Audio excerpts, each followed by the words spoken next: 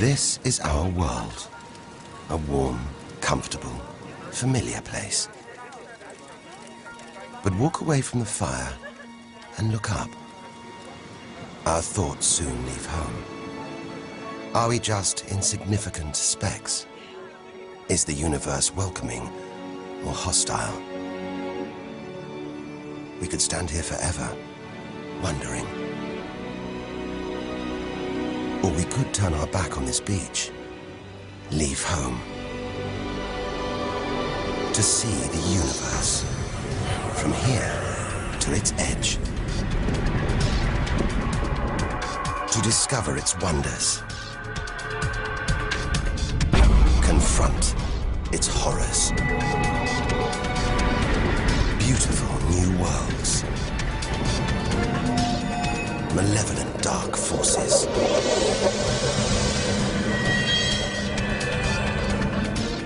The beginning of time. The end of the world. Would we have the courage to see it through?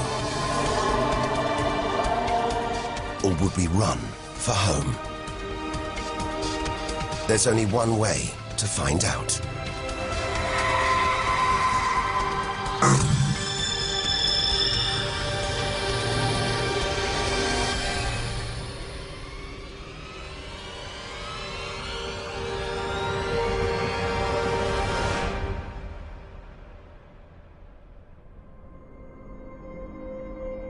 The edge of space.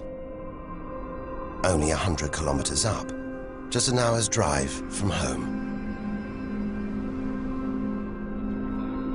Down there, life continues. The traffic keeps moving, stocks go on trading, and Star Trek is still showing. Looks favorable enough at this point that the race should go. The Blue Jays will be without starter Jim Clancy for a couple of weeks. He's having problems with his sporting for beginning. Order! Will the honourable gentleman resume his seat? Mr. Ashton. But we have to leave all this behind. To dip our toe into the vast, dark ocean beyond.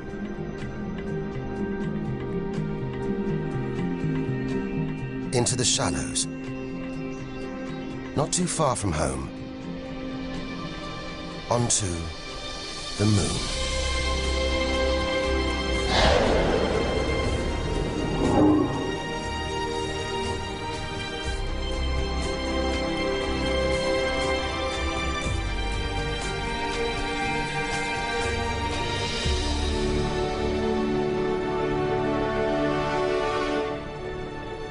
Dozens of astronauts have come this way before us. 12 of them have walked on the moon itself. Just over 400,000 kilometers from home, 3 days in a spacecraft. So close, it's as if we've barely left home. Familiar, safe, within sight of Earth.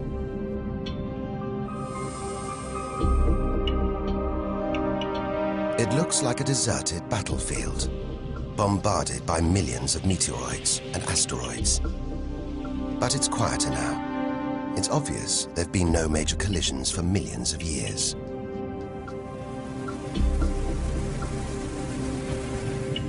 This brings back memories.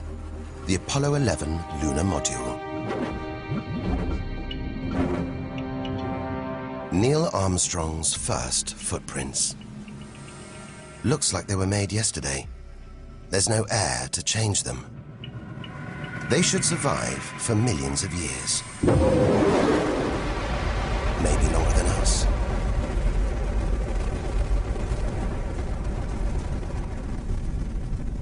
Our time is limited. We need to take our own giant leap. Further than any human has ever traveled.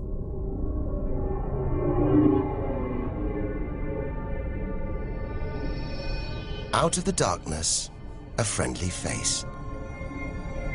The goddess of love. Venus. The morning star, the evening star. Sometimes she welcomes the new day in the east, Others, she says goodnight in the west.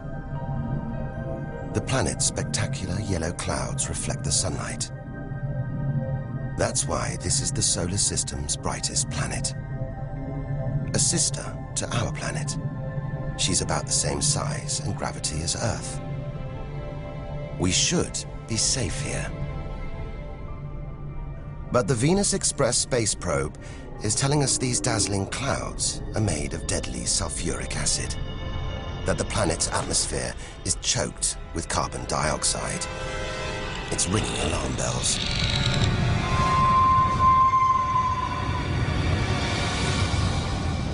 Venus is one angry goddess. The air is noxious, the pressure unbearable, and it's hot, approaching 500 degrees Celsius. Stay too long, and we'd be corroded, suffocated, crushed, and baked.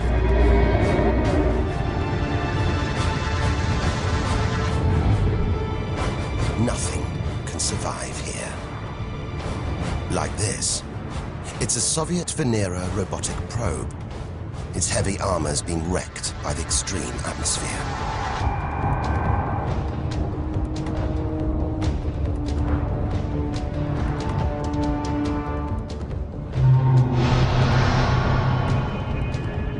So lovely from Earth, up close, this goddess is hideous.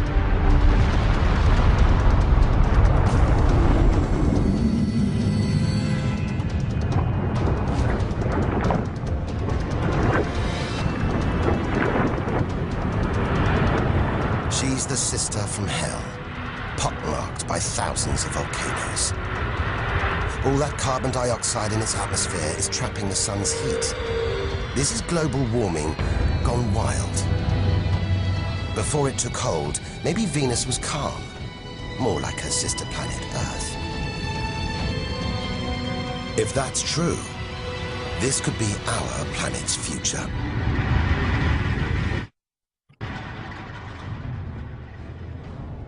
Beginning to think we shouldn't be out here, that we should turn back. But there's something hypnotic about the sun. Like Medusa, too terrible to look at, too powerful to resist, luring us onwards. On, like a moth to a flame. Dwarfed by, scorched by the sun, it's Mercury. Get too close to the sun, this is what happens. Temperatures swing wildly here. At night, it's minus 170 degrees. Come midday, it's 400 plus. Burnt, frozen, and look at those scars. A sign that Mercury had a violent past. The Messenger space probe. It's telling us something strange. For its size, this little planet has a powerful gravitational pull. It must be heavier than it looks. It's like a huge ball of iron, covered with a thin veneer of rock, the core of what was once a much larger planet. Maybe a stray planet slammed into Mercury, blasting away its outer layers in a deadly game of cosmic pinball. Whole planets on the loose, destroying anything in their path, even entire planets. And we're in the middle of it. Vulnerable, exposed, small. Everything is telling us to turn back. But who could defy this? The sun, in all its mesmerizing splendor. Our light, our lives. Everything we do is controlled by the sun, depends on it. And more than that, it's the Greek god Helios driving his chariot across the sky. The Egyptian god Ra, reborn every day. The summer solstice sun rising at Stonehenge. For millions of years, this was as close as it got to staring into the face of God. 150 million kilometers from home, a 20-year journey by plane. Switch it off, and it's so far away, we wouldn't know about it for a whole 8 minutes. It's so big, you could fit 1 million Earths inside it.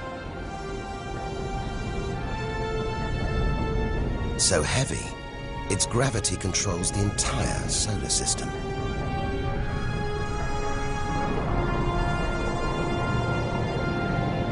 But who needs numbers? We've got the real thing. We see it every day, a familiar face in our sky. Up close, it's unrecognizable. A turbulent sea of incandescent gas. The thermometer rises to over 5,000 degrees. Down in the core, it's got to be tens of millions of degrees.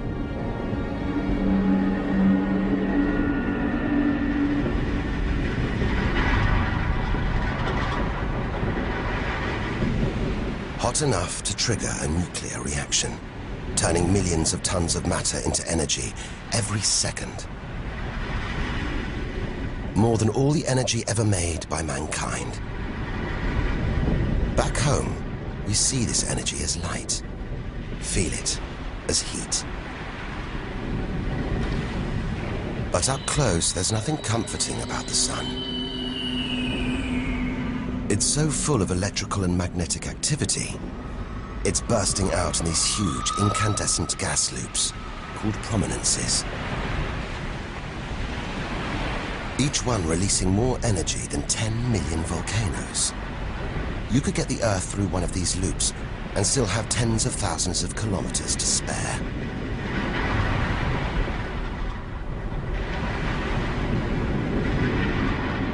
And where they burst through, it's exposing the cooler layers below, making sunspots. They're a fraction cooler than their surroundings. It's why they look black, but they're still hotter than anything on Earth. And they're massive, too. Some of these are at least 50,000 kilometers across. A solar flare. A superheated stream of electrified gas blasting deadly radiation out into space. But one day, all this will stop. The sun's fuel will be spent.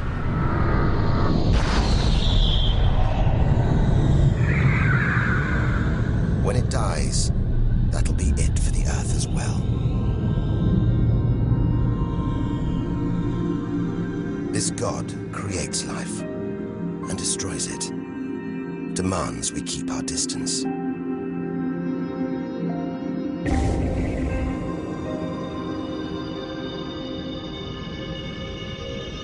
This comet has strayed too close. It's being boiled away by the sun's heat, creating a tail that stretches for millions of kilometers.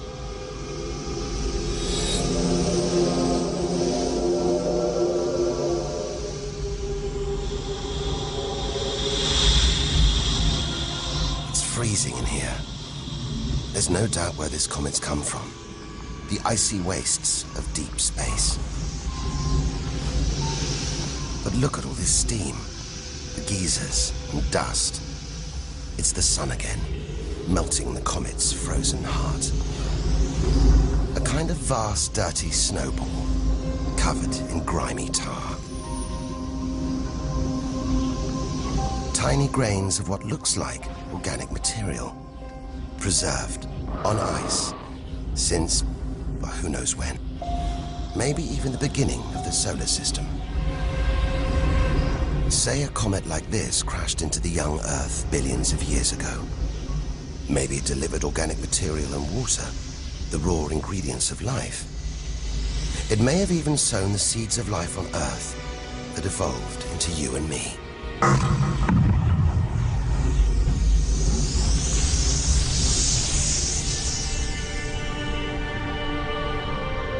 But say it crashed into the Earth now. Think of the dinosaurs, wiped out by a comet or asteroid strike. It's only a question of time. Eventually, one day, unless we can find a way to protect ourselves, we'll go the way of the dinosaurs. The Earth is safe. For now. But if life on Earth was obliterated, we'd be stuck out here, homeless, adrift in a hostile universe. We'd need to find another home. Among the millions, billions of planets, there must be one that's not too hot, not too cold, with air, sunlight, water, where, like Goldilocks, we could comfortably live.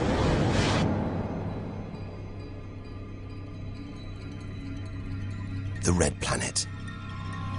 Unmistakably, Mars. For centuries, we've looked to Mars for company, for signs of life.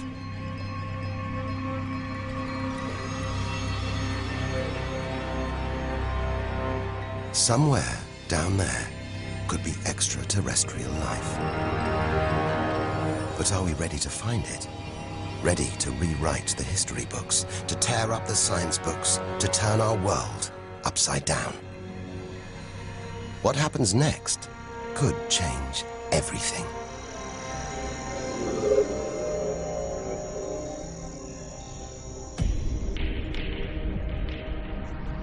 More than any other planet, Mars captures our imagination. Think of sci-fi films, comics. What follows?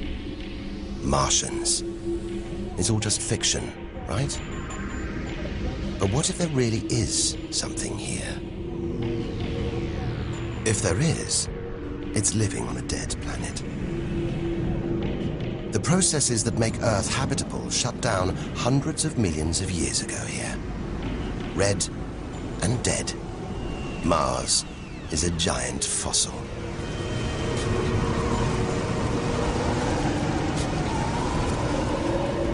Something's alive. A dust devil. A big one. Bigger than the biggest tornadoes back on Earth. There's wind here. And where there's wind, there's air. Air that could sustain extraterrestrial life. But it's too thin for us to breathe, full of choking carbon dioxide. There's nothing to protect Mars from the sun's ultraviolet rays. And it's cold, as low as -80 degrees, freezing water in the ground, at the poles, and even in the atmosphere, as snow.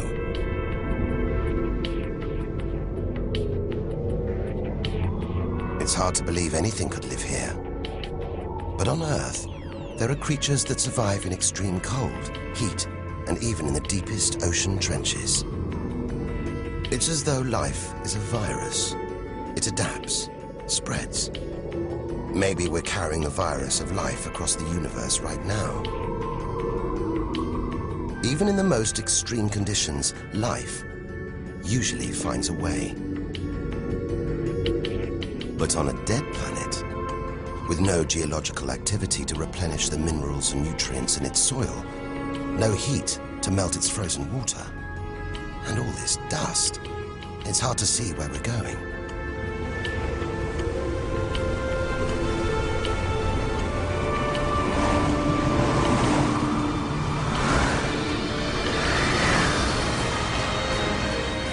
But we can't miss this. Olympus Mons. A vast, ancient volcano. 3 times higher than Everest. So wide, it would stretch almost all the way across Spain. Since its discovery in the 1970s, it's been declared extinct.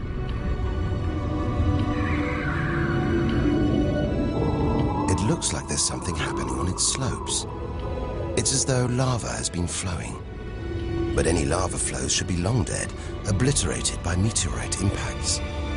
Unless this monster isn't dead after all.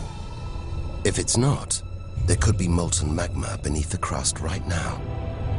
This changes everything. Volcanic activity could be melting frozen water in the soil. recycling minerals and nutrients, creating conditions for life to exist.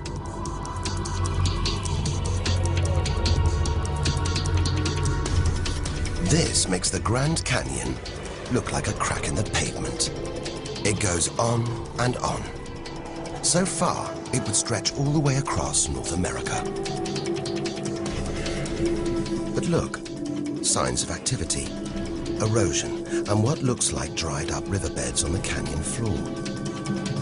Maybe volcanic activity melted ice in the soil, sending water flowing through this vast canyon. Activity that we now know could still be melting ice, creating water. And where there's water, there could be life. If we can find running water, there's a chance we could find living creatures. Trundling across this desolate landscape, the NASA rover Opportunity. It's finding evidence that these barren plains were once ancient lakes or oceans that could have harbored life.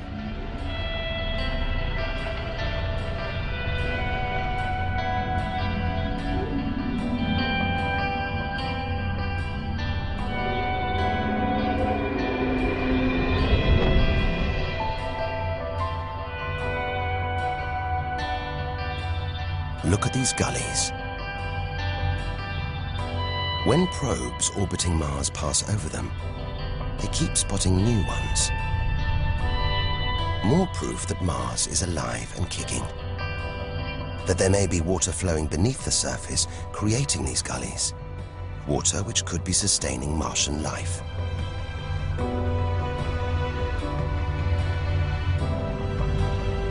Now all we have to do is find it. Unless we've already found it. Not on Mars, but on Earth. There's one theory that has life starting here before moving to Earth. The idea is that an asteroid impact blasted fragments of Mars, complete with tiny microbes, out into space and onto the young Earth, where they sowed the seeds of life itself. No wonder we find Mars fascinating. It could be our ancestral home. If it's true, it means we're all Martians. The Mars we thought we knew is gone, replaced by this new, active, changing planet. And if we don't know Mars, possibly the solar system's most studied planet, what else don't we know? There must be other secrets out there, waiting to be discovered.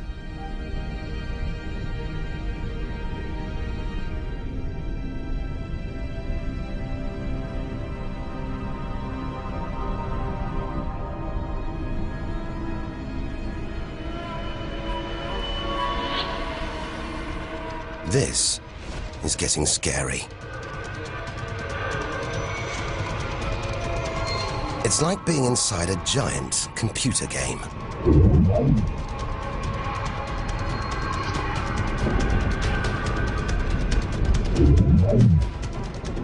But these are all too real. Asteroids, some of them hundreds of kilometers wide. This one must be about 30 kilometers long. And look, perched on it, a space probe. Can't have been easy parking on an asteroid traveling at 80,000 kilometers an hour. It's a lot of effort to investigate some rubble. Rubble that regularly collides, breaking up and raining down on Earth as meteorites. Magical tokens, supernatural omens, and more than that. Turns out it was rubble like this that came together to make the planets, including our own.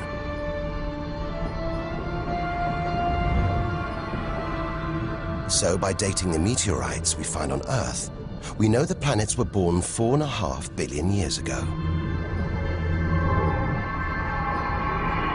These are the birth certificates of our solar system, of our planet.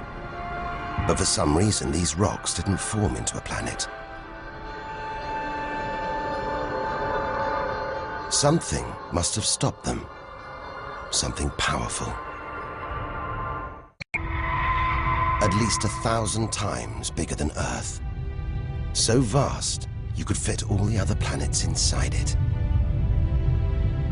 Something this big is going to have a major effect on its neighbors.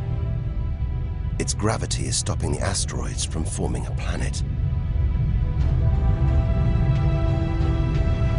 And just look at it. It's stunning. But up close, maybe things aren't quite what they seem. This huge planet is almost all gas. Land here, and we'd sink through its layers, maybe never hitting a solid surface. And Jupiter's good looks, the product of extreme violence. It's spinning at a huge rate, whipping up winds to hundreds of kilometers an hour, contorting the clouds into stripes, eddies, whirlpools. And this, the legendary Great Red Spot. The biggest, most violent storm in the solar system.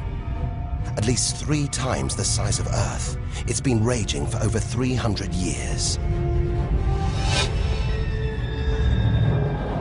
All those churning clouds have sparked an electrical storm. Just one bolt is 10,000 times more intense than any at home.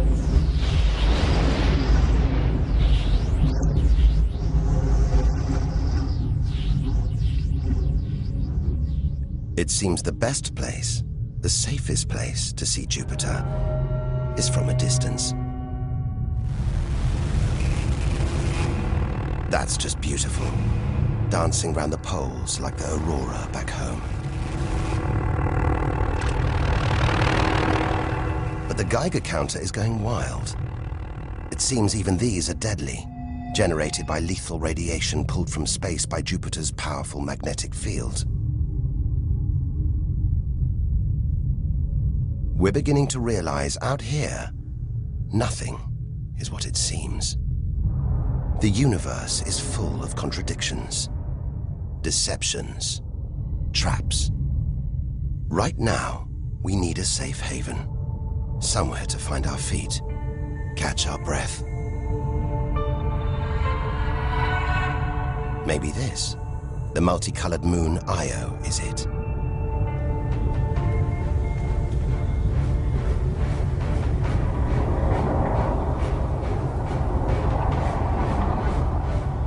Those pretty colors, a molten rock, sulfur, volcanoes, spewing burning hot ash and sulfur hundreds of kilometers into the air.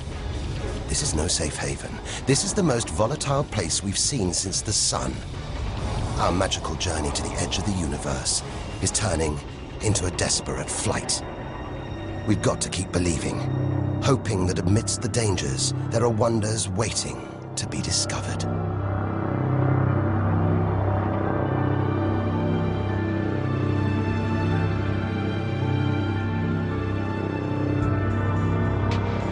$650 million kilometers from home. What a weird-looking place. And yet it looks strangely familiar.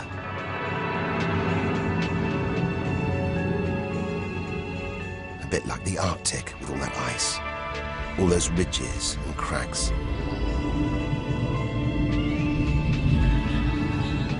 This is Europa, and maybe, like the Arctic, this ice is floating on water, liquid water.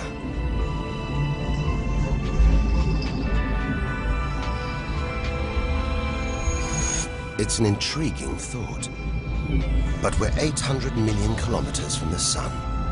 Surely Europa is frozen solid.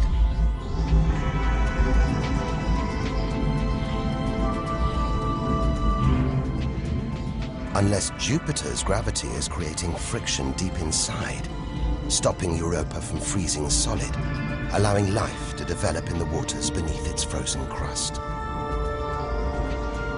We might be meters away from aliens. from a whole ecosystem of microbes, crustaceans, maybe even squid. The only thing between us and the possibility of alien life, this layer of ice. But until we send a spacecraft to drill through the ice, Europa will remain one of the solar system's greatest mysteries.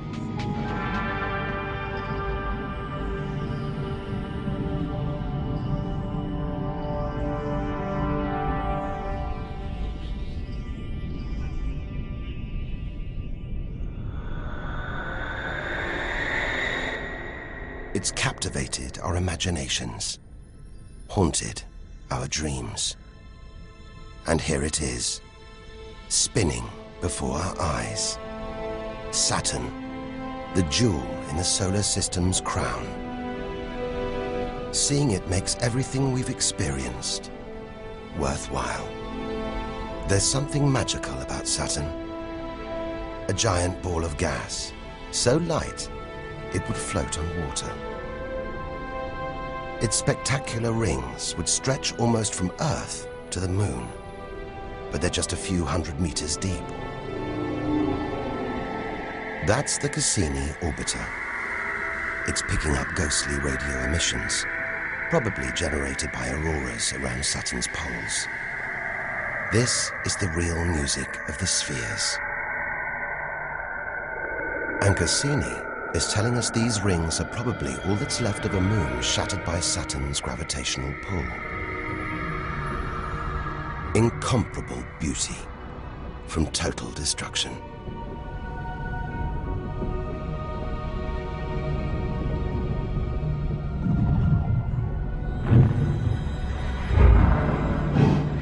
Billions of shards of ice, some as small as ice cubes, others the size of houses.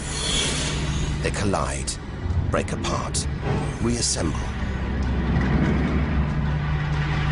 It's like a snapshot of our early solar system, as dust and gas orbited the newly born sun, and gravity worked its magic, pulling the lumps together until from debris like this, our home emerged.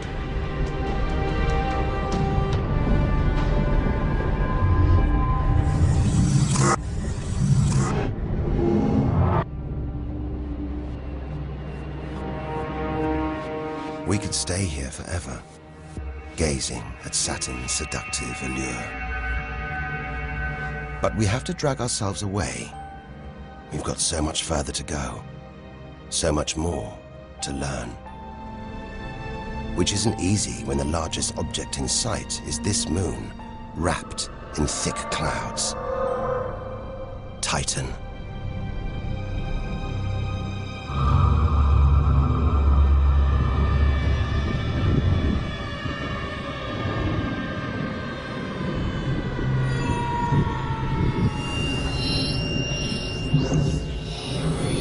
It seems like there's an atmosphere down here. There's wind, rain, even seasons. And look at these rivers, lakes and oceans. It's the most similar place to Earth we've seen so far.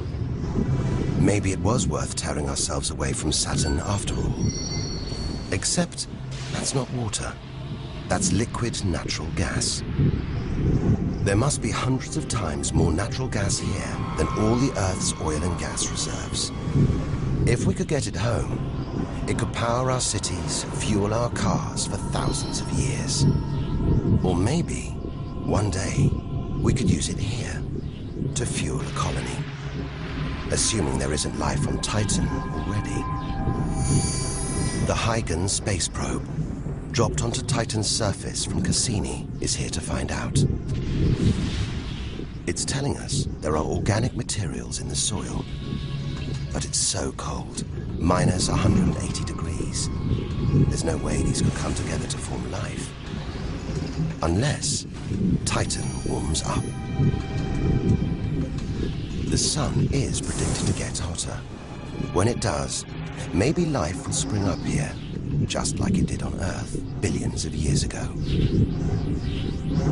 As the Earth gets too hot for us, maybe we'll move to Titan. One day we might call this distant place home.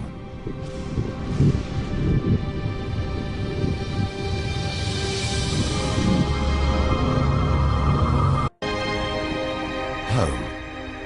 We're at least 1 billion kilometers away now. Beyond this point, we lose visual contact with the Earth. We're standing on a cliff, looking out into the solar system's mysterious outer reaches. If we want to understand the universe, to reach its edge, we have to jump.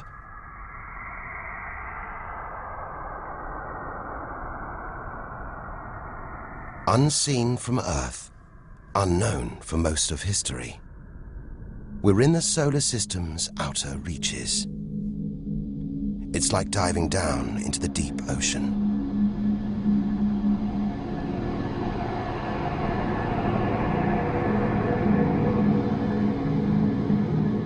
Those rings. It looks like Uranus has been tilted off its axis, toppled over by a stray planet.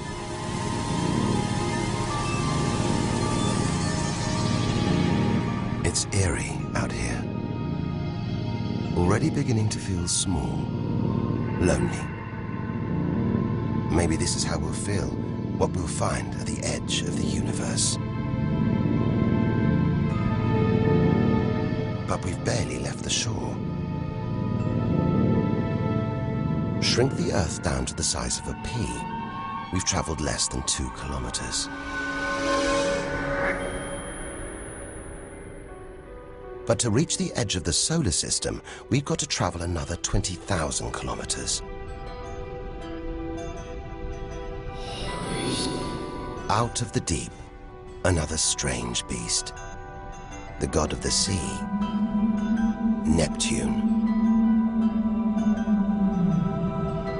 This giant is swathed in methane gas.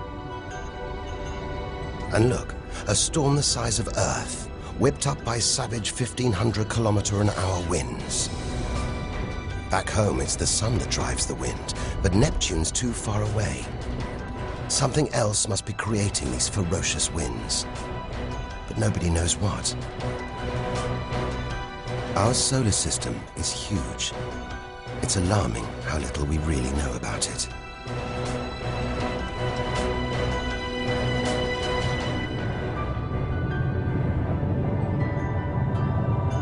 Plunging deeper, something to cling to. After all those balls of gas, a solid moon. Triton. Solid, but not stable. Just look at these geysers, cosmic chimneys pumping out strange soot. And this moon is going round Neptune in the opposite direction to the planet's spin. A cosmic battle of wills that this angry moon is always going to lose. Neptune's massive gravity is pulling on Triton, slowing it down, reeling it in.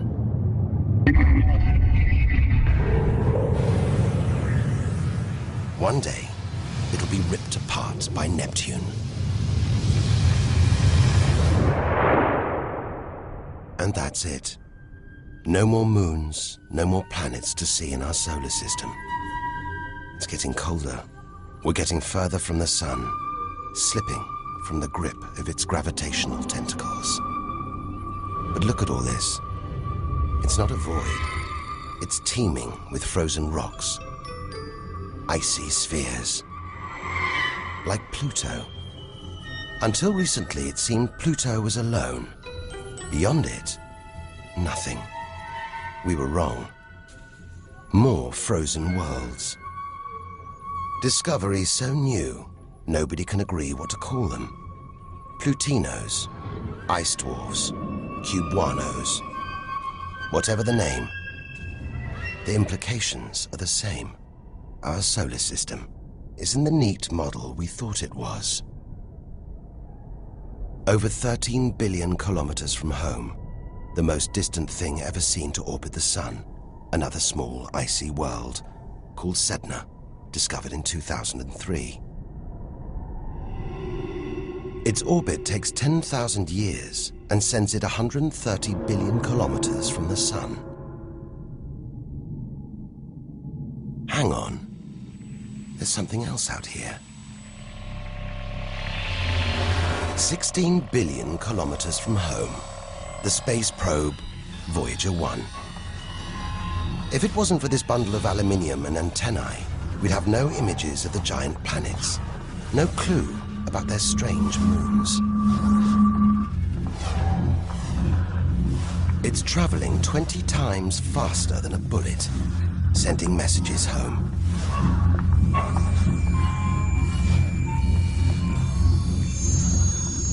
And look, on its side, that gold panel, a kind of intergalactic message in a bottle. There's a greeting recorded in different languages. Hola y saludos a todos. And a map showing how to find our solar system. But if you're in the jungle, is it wise to call out? Anyone, anything could hear our call, find out where we live, and come knocking. Friendly or not. A cloud of cosmic icebergs stretching for what seems like forever. They look like the comet we saw earlier. Maybe it started life out here, until something dislodged it, sending it towards the Sun, just like the comets that may have planted life on Earth billions of years ago. And seeing all this ice, maybe they carried water to Earth too. It's an astonishing thought. The water in the oceans, in your coffee, even in your body, all from this distant celestial ice machine.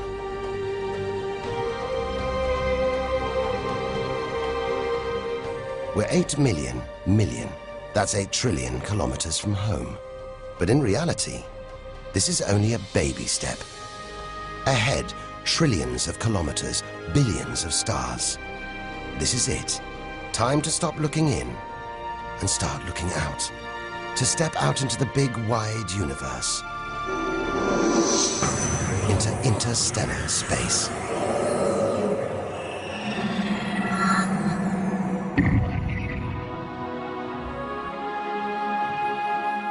Interstellar space. Far beyond our solar system. What a view. Billions of stars like our own sun, many with planets, many of those with moons.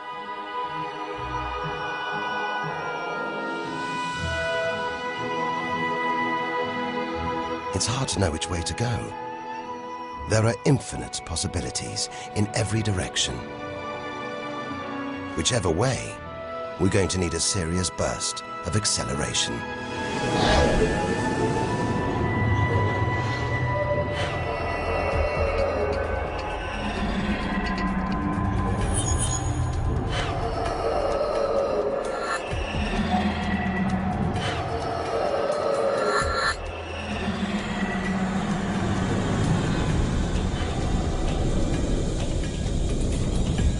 $40 trillion kilometers from home. 150,000-year ride in a space shuttle. And we've only just reached the first solar system after our own. Alpha Centauri. Not one, but 3 stars. They're spinning around each other, locked in a celestial standoff. Each star's gravity attracting the other, their insane orbital speed keeping them apart.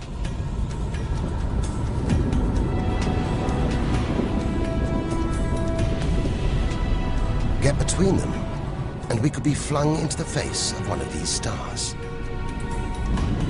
Vaporized, trillions of kilometers from home. So far, the kilometers are becoming meaningless. We're going to have to talk in light years. A beam of light takes 1 year to travel 10 trillion kilometers. So 40 trillion kilometers is 4 light years from home. It's crazy. Distances so vast, they're almost beyond comprehension.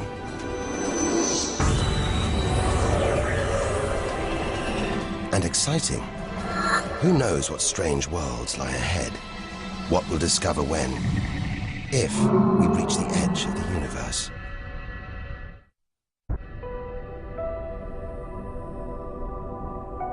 "10 light years from Earth, the star Epsilon Eridani.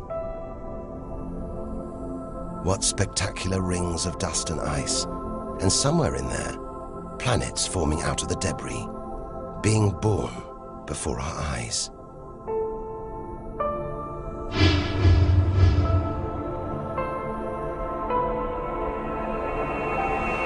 Asteroids and comets everywhere.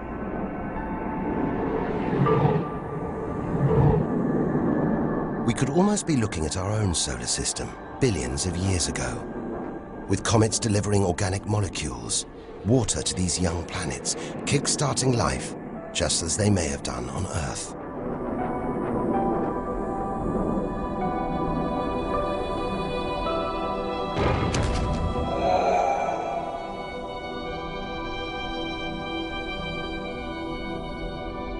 At the center of all this action, a star smaller than our sun.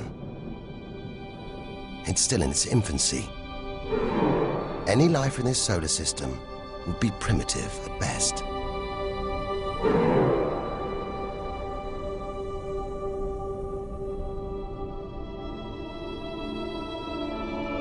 There must be more mature, developed solar systems out here. But finding them is like looking for a needle in a cosmic haystack.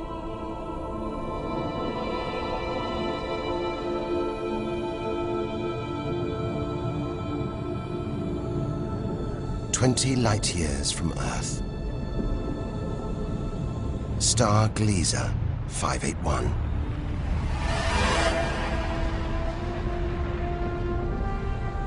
It's about the same age as our sun.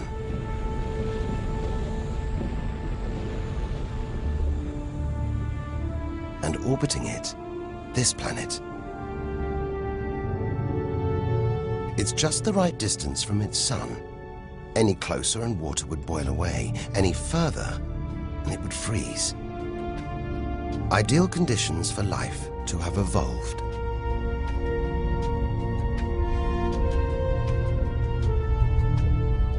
And if comets have struck, delivering water and organic materials, then life, complex beings like us, even civilizations like our own, could be down there, right now.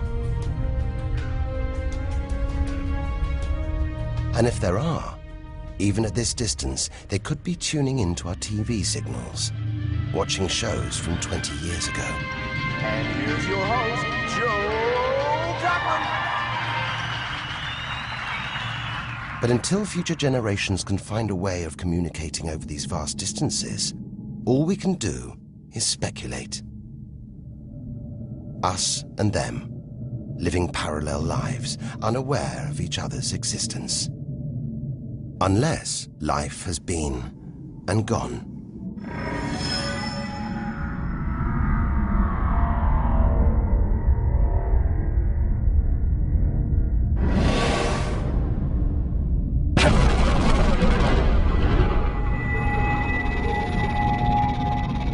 That's the problem with comets. They're creators and destroyers. As the dinosaurs found out the hard way 65 million years ago. This is the needle in the cosmic haystack, the closest we've come to a habitable solar system like our own. But it's a chance encounter. There could be hundreds, millions more solar systems like this out here. Or none at all.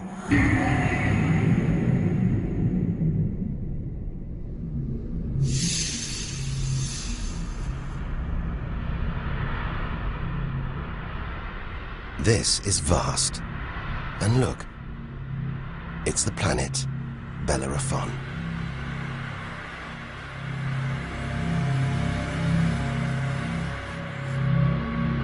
So close to its own sun, it's a miracle it was discovered at all. Problem is, from Earth, we can't see planets this far out. They're obscured by the brilliance of their neighboring stars. But the planets have a minute gravitational pull on those stars.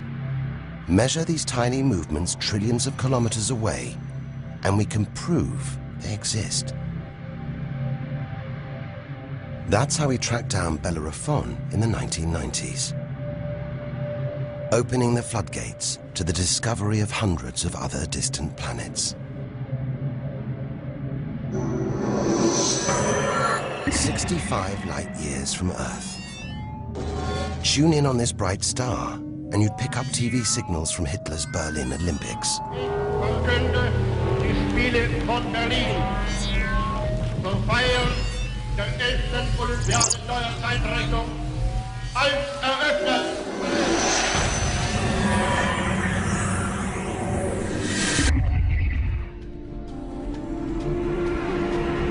Twin stars. It's Algol, the demon star, feared since ancient times on account of its sinister behavior.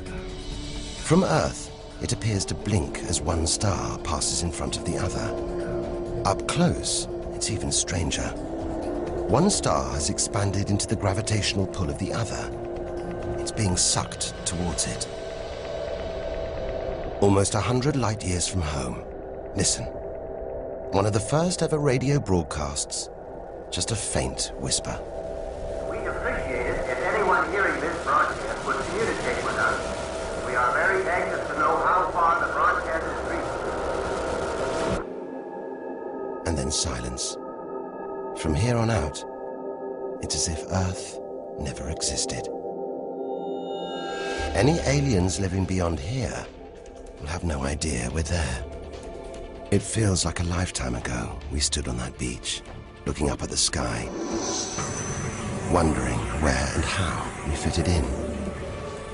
It's time to appreciate the wonders we're seeing, not just for what they tell us about our own world. It's what they can tell us about the whole universe, its past and its future.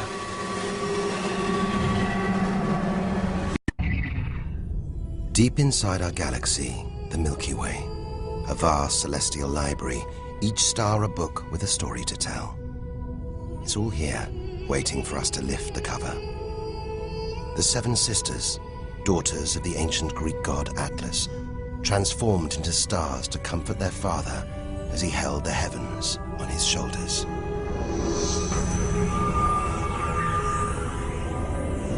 And this giant, Betelgeuse, the brightest, biggest star we've seen so far. It's got to be at least 600 times wider than our own sun.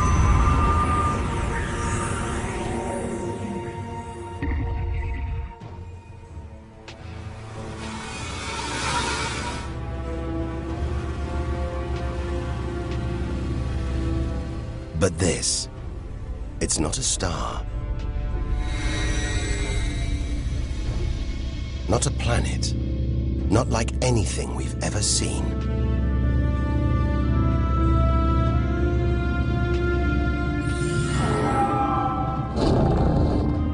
A ghostly spectre, more than 1,300 light years from Earth. Orion's dark cloud.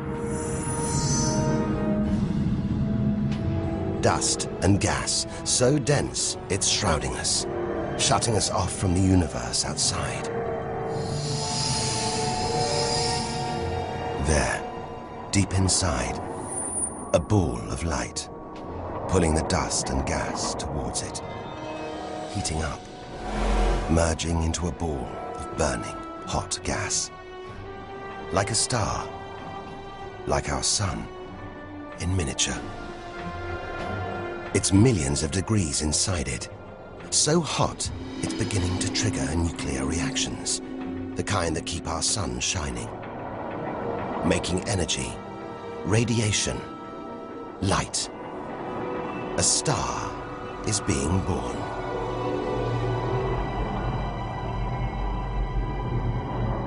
Or rather, stars.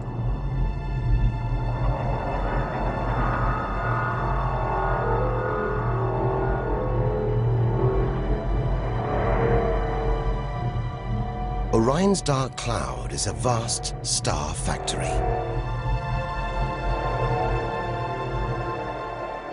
We're witnessing the birth of the future universe.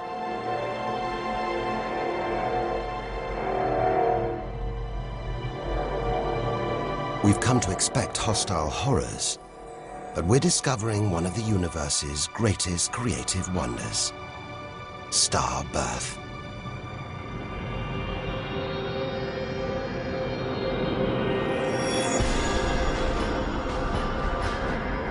Perhaps we spoke too soon.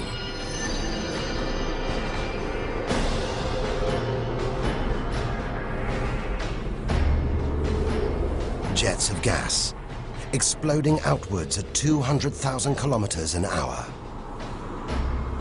blasting dust and gas out for millions of kilometers.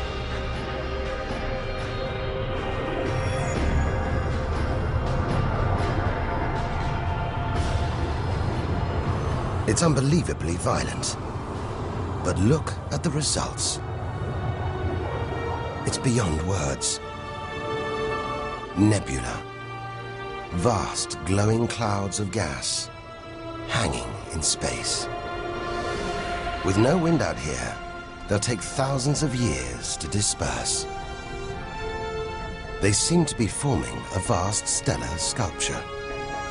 It makes you realize nature is more than a scientist, an engineer. It's an artist on the grandest of scales. We've seen some strange sights, but this is a masterpiece.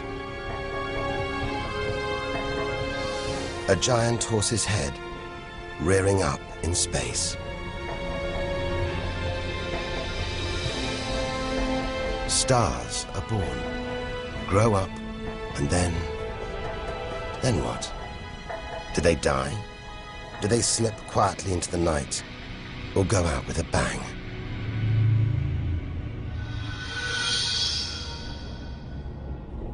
Somewhere between here and the edge of the universe lies the answer. Nearly 4,000 light-years further, luminous clouds suspended in space, encircling what was once a star like our own sun. All that's left of it are these brightly colored gases. Elements formed by nuclear fusion deep inside the star, released into space on its death. Green and violet, hydrogen and helium, the raw materials of the universe. Red and blue, nitrogen and oxygen, the building blocks of life on Earth. For us to live, stars like this had to die. The oxygen in our lungs, the nitrogen in our DNA, it was all produced by nuclear fusion in stars that died long before the Earth was even born. We are made of stellar nuclear waste. Our family tree begins here.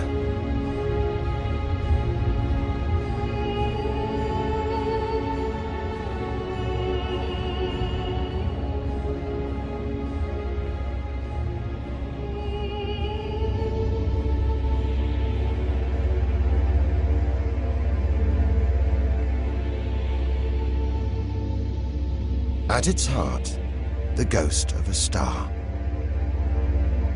It's a white dwarf. White, hot, small, but unbelievably dense. In the star's dying moments, its atoms fused and squeezed together, making it so dense that just a teaspoon of this white dwarf would weigh 1 ton.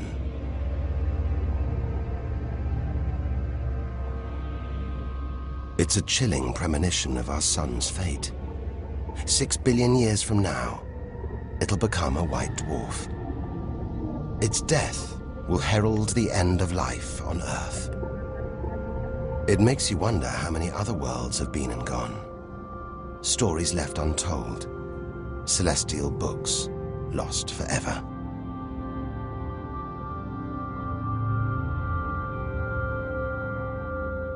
But the greatest story of them all is still to be told. we must go back through time to the very first chapter to tell the story of how the universe began.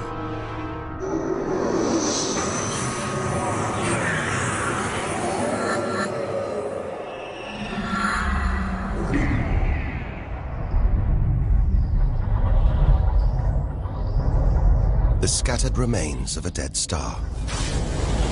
A nebula, the Crab Nebula. We're 6,000 light years from home, deep inside a stellar graveyard. We've learned so much, seen things we'd never have believed possible.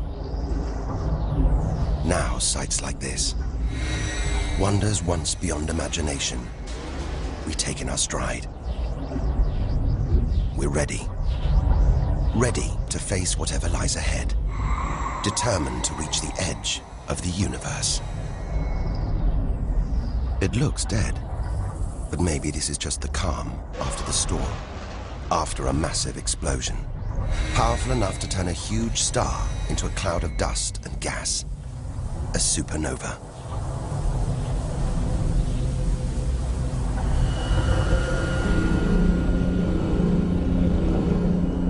The eye of the storm, a spinning, pulsating star, a pulsar.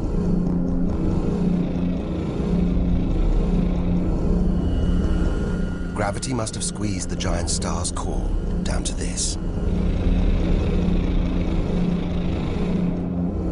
It's just 20 kilometers across, unimaginably dense. One pinhead of this would weigh hundreds, maybe millions of tons. As it shrank, like a figure skater spinning on the spot, arms outstretched, then pulling them in, it began to spin faster. Two beams of light, energy, radiation, spinning 30 times a second, powering the huge cloud of dust and gas. There's so much radiation here, more even than on the sun.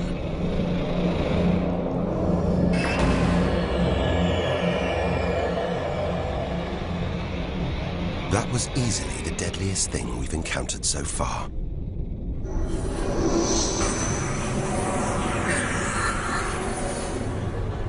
Once, it would have terrified us. But now we realize that without the dangers, there'd be no wonders.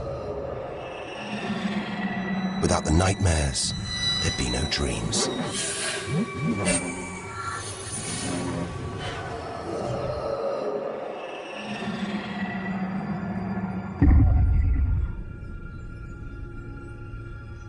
Getting a strange sensation.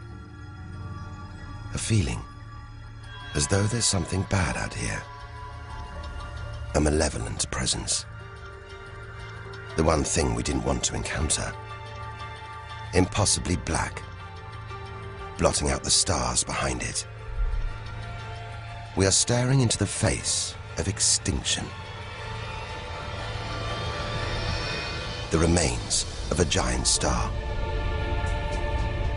A black hole. Instead of contracting to a white dwarf or a pulsar, it just kept on going. Shrinking until it got so small, it's just a few kilometers across. Far denser than a pulsar and impossible to resist.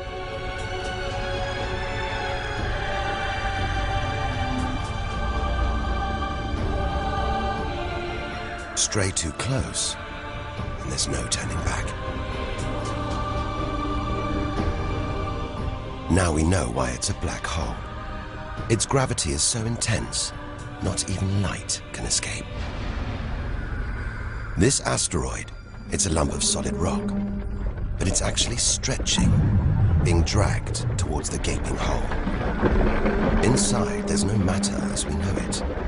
No time, no space. All the rules of physics collapse.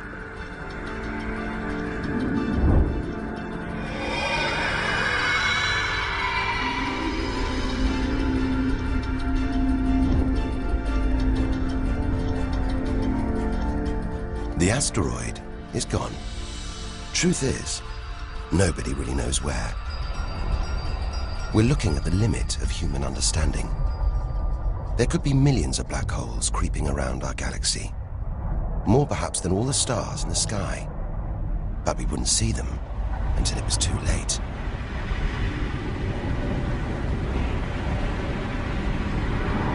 Like this star, spiraling, disappearing down an invisible plug hole.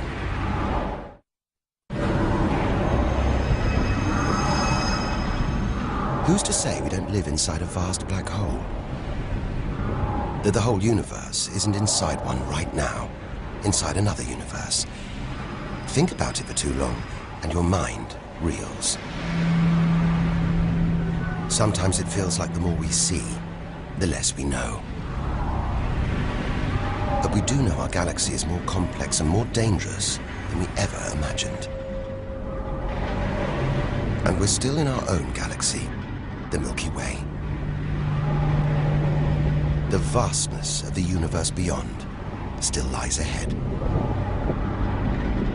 The wonders, the dangers, the secrets, they're out there.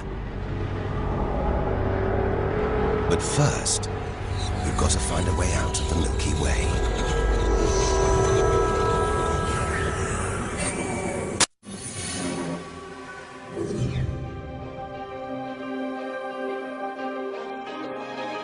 "7,000 light years from home, still deep inside our own galaxy.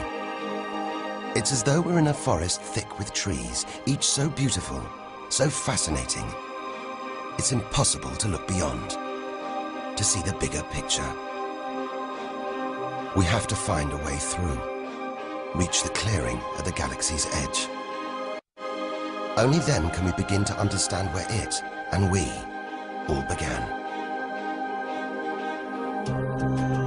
But faced with sights like this, it's hard to leave.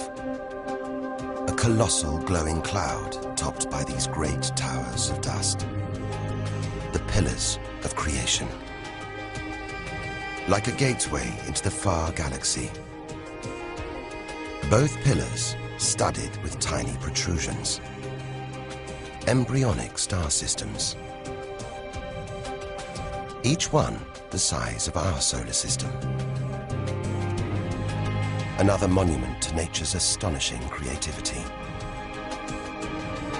We have to ignore its captivating beauty, its siren song, tear ourselves away, in order to carry onwards towards the edge of the galaxy.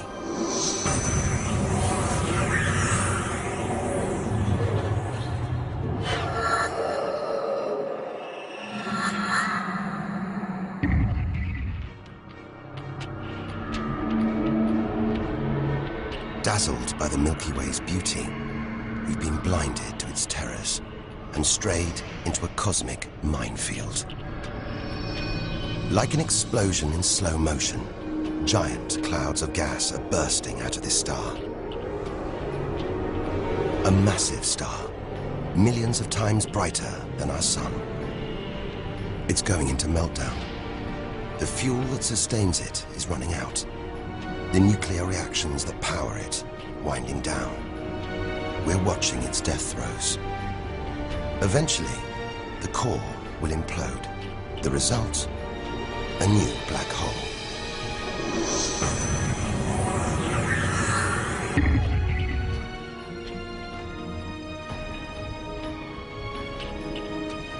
An even bigger, dangerously unstable star. But this one's about to explode. And when a star this big dies, it's 100 times more violent than a supernova. Somehow we've stumbled into the most violent star death imaginable. A hypernova.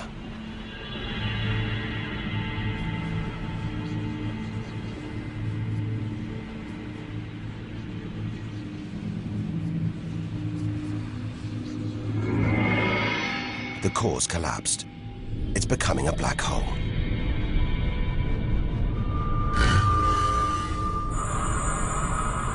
And that's the shockwave, surging through the star, ripping its outer layers into space.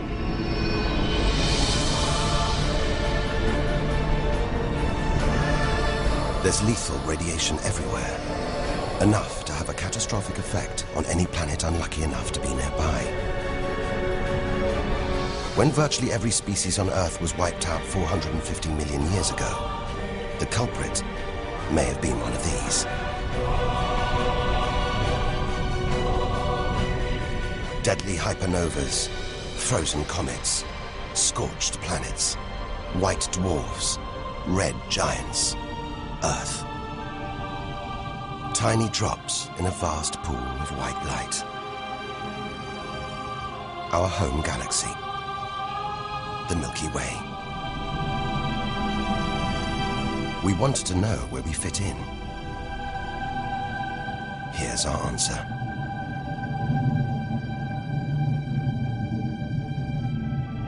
Civilizations, past and present.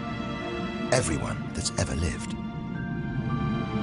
The smallest bug, the highest mountain, all of it invisible. Not even a tiny speck.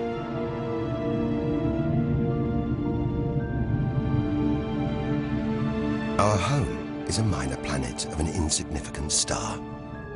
If it disappeared right now, who or what would even notice? And yet, so far we found nowhere else we would rather live. Nowhere we could live. It's only now, far from home, that we're beginning to truly appreciate it.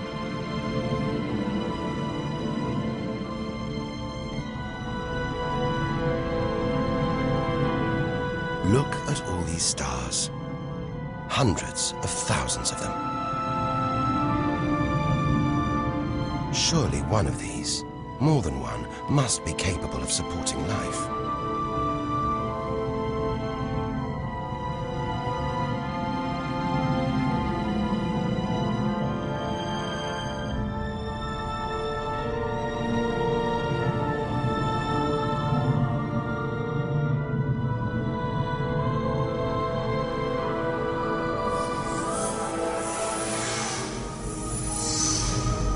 Maybe here, in this swarm of stars, the Great Cluster.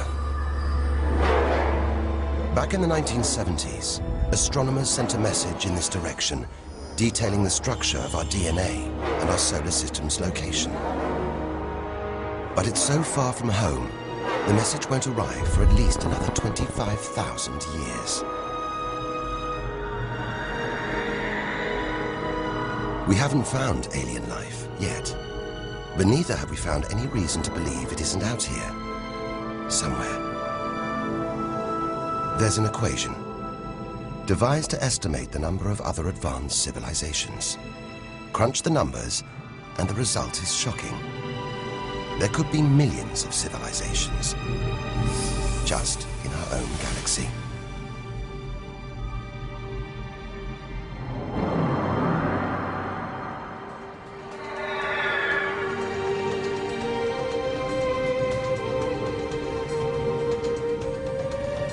Everything we have seen so far is inside the Milky Way.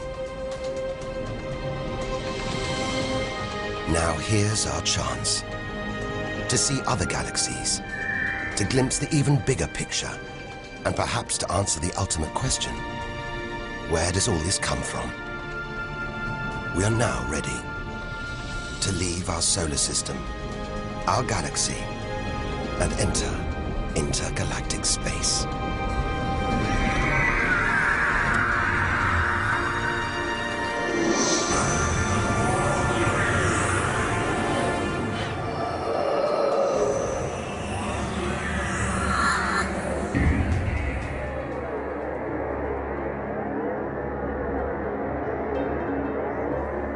Beyond the Milky Way, through the vast expanse between galaxies, against all the odds, we've made it to intergalactic space.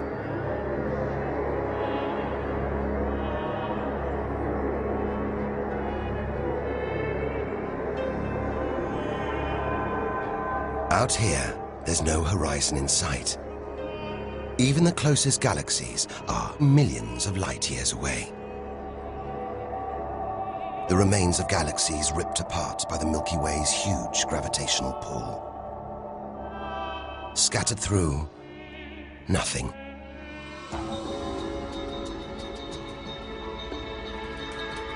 This is as close as the universe gets to a perfect vacuum. But even this isn't totally empty. There are thin wisps of gas, fine traces of dust, and something else. Dark matter. So mysterious we can't see it, feel it, taste it, touch it, or even measure it. Yet so common, it could make up over 90% of all the matter in the universe. If dark matter does exist, it means there's no such thing as empty space. Even out here, we're surrounded by matter. We only know it exists because of the strange hold it exerts on galaxies, like this one, the Large Magellanic Cloud.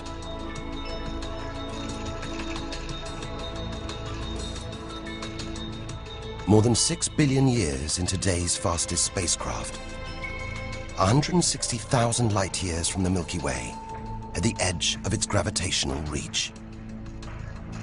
This galaxy should spin off into space, but something is holding it here. Something invisible, powerful, dark matter.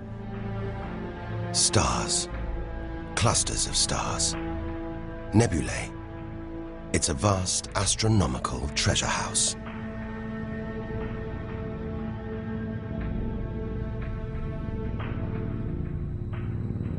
But look at this. It's like a string of gleaming pearls. It's a fireball, expanding out from what must have been a massive explosion, a supernova. So bright that when light from the explosion reached the Earth in 1987, it was visible with the naked eye. And so violent, it triggered a string of nuclear reactions, forcing atoms together, creating new elements. Gold, silver, platinum, blasting them out into space.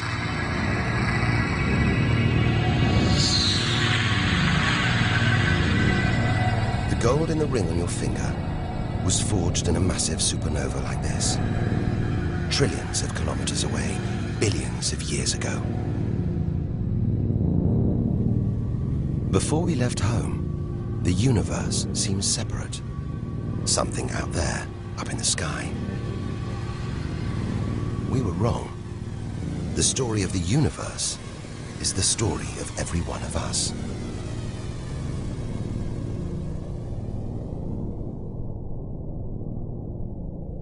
It's comforting to remember as we venture through this abyss.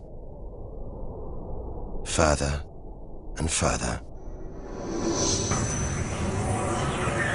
Faster and faster.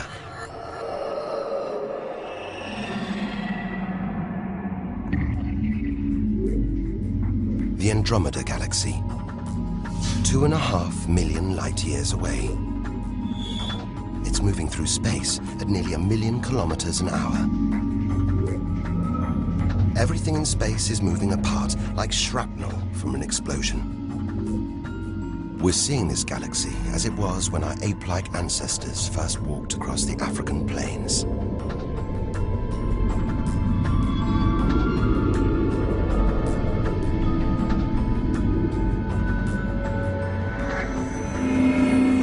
We go further through space and further back in time. This doesn't look right. A whole galaxy exploding. The only thing large enough to cause an explosion on this scale has to be another galaxy. It looks like the end of the world, but we've seen enough to know things are never that simple. This galaxy won't die. It'll be reborn. A new shape, perhaps even new stars. As dust and gas collide, creating friction, shockwaves, triggering the birth of stars.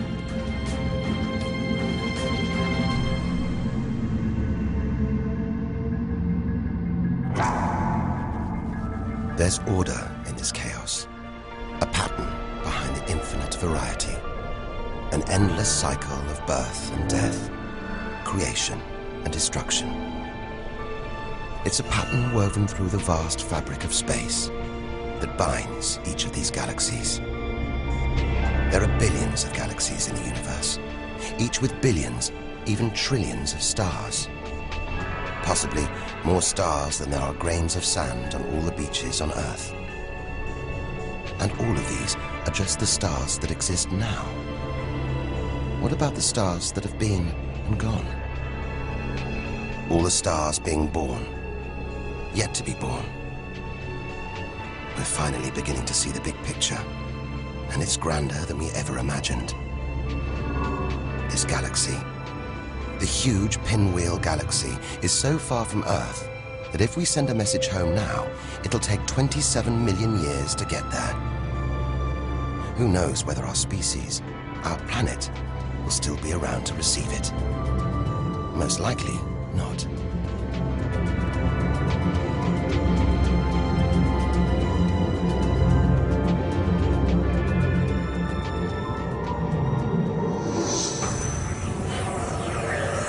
We travel on, back through time. Past the point where the dinosaurs were wiped out. Past the moment where the first creatures clambered onto land.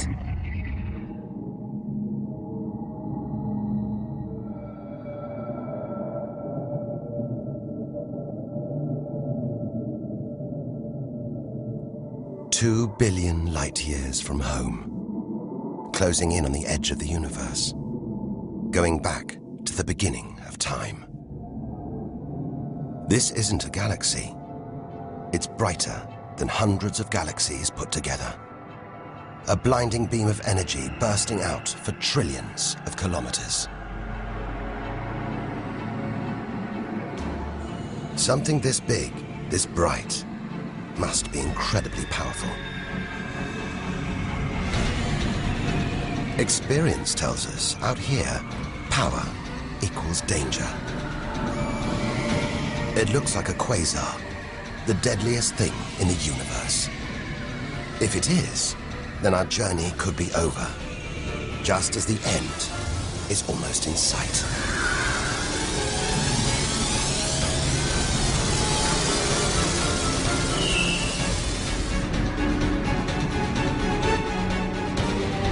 The deadliest, most powerful thing in the universe. A quasar. A swirling cauldron of super-hot gas, brighter than hundreds of galaxies.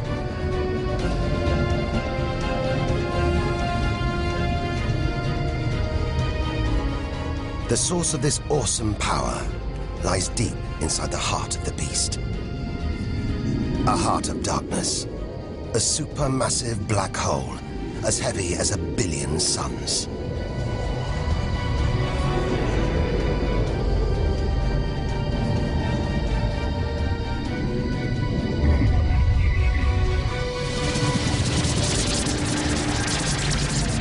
It's ripping apart whole stars, sucking their gases into the quasar, devouring them, until they're nothing, lost forever from the visible universe.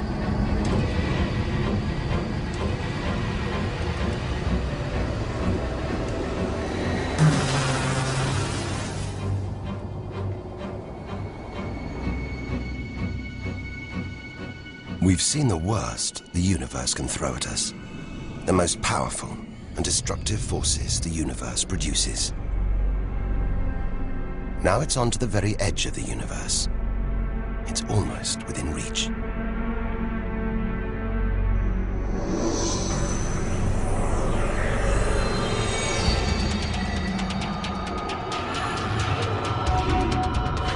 We'll need to go further, go faster if we're to cross the final reaches of the known universe.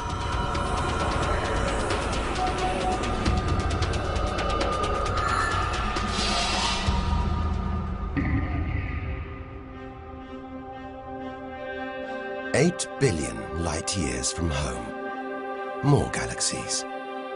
But these look different. Ragged, small, close together. We're so far back in time, we're seeing these galaxies as they were before the Earth was even born. They're still young, still growing. We're getting closer to where and how it all began. 12 billion years ago.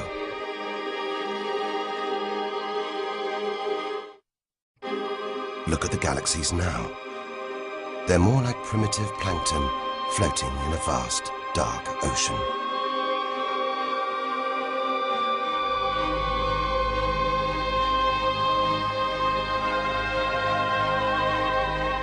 It's magical. Clouds of dust and gas, dancing, forming a shape, merging to make embryonic galaxies. This is how our own galaxy was born.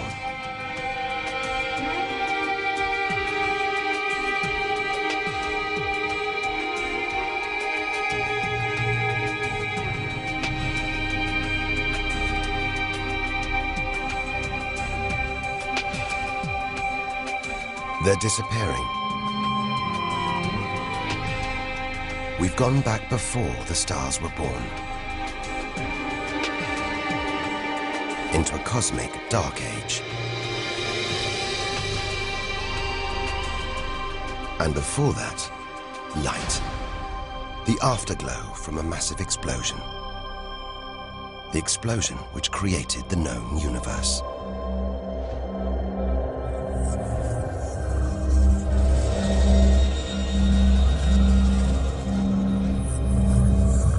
We're almost there.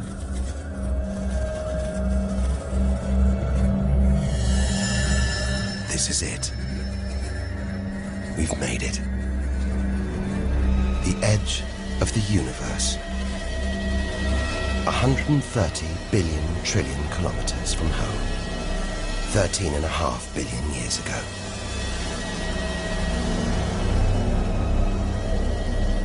The very instant of the Big Bang. The most violent, most creative moment in history. Everything that's ever happened follows from this moment.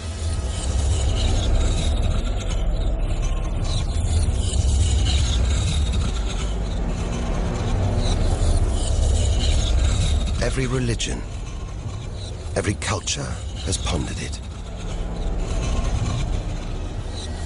But we still don't know what sparked this act of creation, or why. This is where our journey ends, and the universe begins.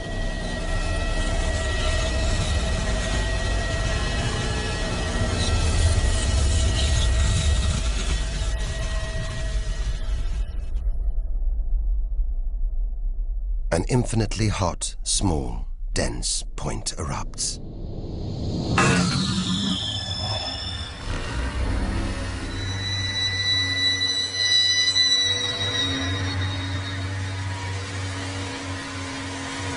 Creating space, time, matter, our universe itself.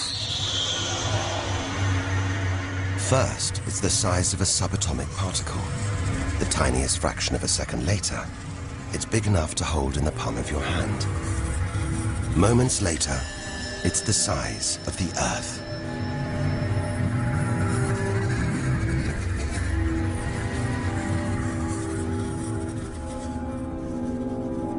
Today, the light from the Big Bang is still spreading out as a hiss of radio static.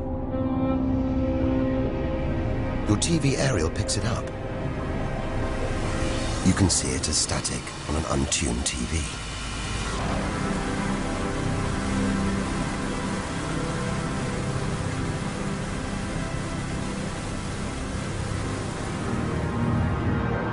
We go on, forwards through time, riding the blast wave.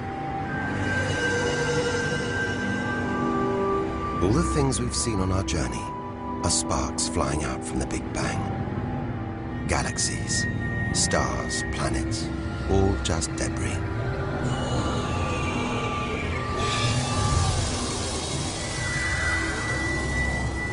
through our galaxy.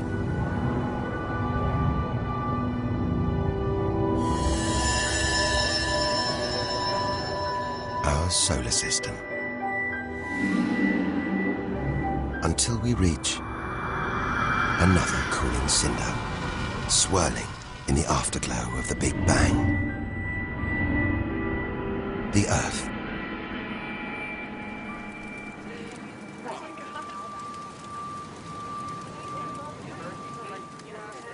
We had to go back to the past to see our future.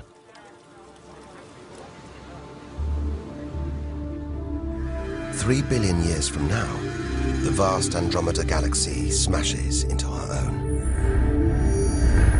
A new galaxy is born. The sun and planets survive, but they've been thrown into a huge looping orbit around the new galaxy. The sun is becoming a red giant, swallowing up Mercury and Venus, scorching our planet's surface, destroying all life on Earth.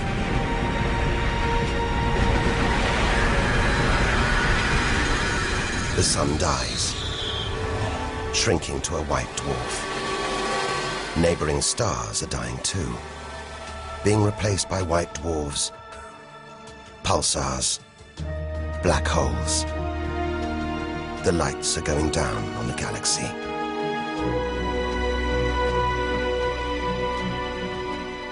Since the Big Bang, the universe has been fading, dying, not with a bang, but with a long, drawn-out whimper.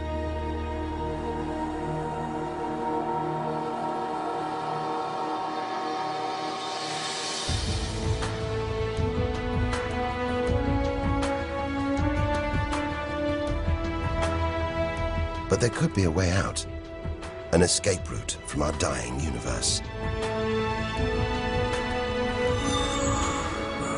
It might be possible for our distant descendants to find a shortcut through space and time, a wormhole. If there are other universes, it could take our descendants from our doomed universe into a parallel one, where they could find another Earth, still in the prime of life. If they're lucky enough, they will live on in a new universe. A new home.